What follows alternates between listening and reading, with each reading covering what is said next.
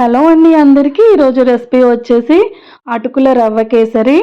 So అవునండి, ఇది అటుకులతోనే చేస్తారు. ఇది ఉడిపిలో చేస్తారు కృష్ణుడికి నైవేద్యంగా సమర్పించడానికి. అలానే మనం ఇలా కృష్ణాష్టమికే కాదండి, ఏ పండగకైనా చేసుకోవచ్చు, చాలా ఈజీ. అలానే రవ్వ కేసరి కంటే కూడా ఇది చాలా బాగుంటుంది టేస్ట్ కూడా. సో చూసారా ఎలా రవ్వ రవ్వగా అంత స్మూత్గా ఉంటుందో, నోట్లో వేసుకోగానే వెన్నలా కరిగిపోతుంది. సో ప్రాసెస్లోకి అయితే వెళ్ళిపోదాము. ఫస్ట్ అయితే స్టవ్ ఆన్ చేసి ఒక కళాయి పెట్టుకున్నాను. అడుగు మందంగా ఉండేలా చూసుకోండి. అలానే స్టవ్ సిమ్లోనే ఉండాలి, లో ఫ్లేమ్ మీదే. నేను ఇక్కడ 2 కప్పుల వరకు అటుకులు తీసుకున్నాను. చూసారా ఇలా మందంగా ఉండాలి. పల్చటి అటుకులు అయితే దీనికి పనిచేయండి. సో ఇలా మందంగా ఉన్నవే తీసుకొని స్టవ్ని లో ఫ్లేమ్ మీద ఉంచి ఫ్రై చేసుకోవాలి. సో ఇవి ఫ్రై చేశాక మనం గ్రైండ్ చేస్తాము రవ్వలాగా ప్రిపేర్ చేయడానికి. సో అందుకని నేను బాగా సిమ్లో ఉంచి ఎంత వీలైనంత స్లోగా ఫ్రై చేసుకోవాలండి.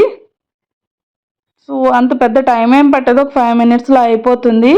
అటుకులే కాబట్టి 5 మినిట్స్లో అయిపోతుంది. ఎక్కడ ఆగకుండా తిప్పుకుంటూ ఉండండి, ఎందుకంటే అటుకులు కాబట్టి పల్చగా ఉంటాయి, అడుగంటిపోతాయి. సో అందుకని తిప్పుకుంటూనే ఉండాలి. అలా 5 మినిట్స్ రోస్ట్ చేసుకుంటే చూసారా ఇలా జస్ట్ కలర్ చేంజ్ అవ్వకముందే స్టవ్ ఆఫ్ చేసుకొని చల్లారిన తర్వాత ఇలా రవ్వ రవ్వగా గ్రైండ్ చేసుకోవాలి. మనం మంచిగా ఫ్రై చేసుకుంటే పొడిగా అవ్వకుండా ఇలానే వస్తుంది. సో మనకి ఈజీగానే రవ్వ అయితే రెడీ అయిపోయిందండి. ఇప్పుడైతే ఒక ప్యాన్ తీసుకొని అందులో మనకి 2 కప్పుల అటుకులకి డబుల్ వాటర్ పోసుకోవాలి, అంటే 4 కప్పుల వరకు నీళ్లు పోసుకోవాలి. అవి బాగా తెరలకాగనివ్వాలండి, బాగా మరగాలి. వాటర్ బబుల్స్ వస్తాయి చూడండి, అప్పుడు బాగా మరిగిన తర్వాత మళ్ళీ స్టవ్ని సిమ్లోనే ఉంచుకొని నెమ్మదిగా ఈ రవ్వ పోసుకుంటూ కలుపుకోవాలి. ఇది మన ఉప్మా రవ్వ కంటే కూడా చాలా కొంచెం డెలికేట్గా ఉన్నట్టు అనిపిస్తుంది. సో అందుకనే మనం ఎంత ట్రై చేసినా కానీ ఉండలు కడుతూనే ఉంటాయి. అవి క్రష్ చేసుకుంటూ నీట్గా తిప్పుకుంటూ ఉండాలి.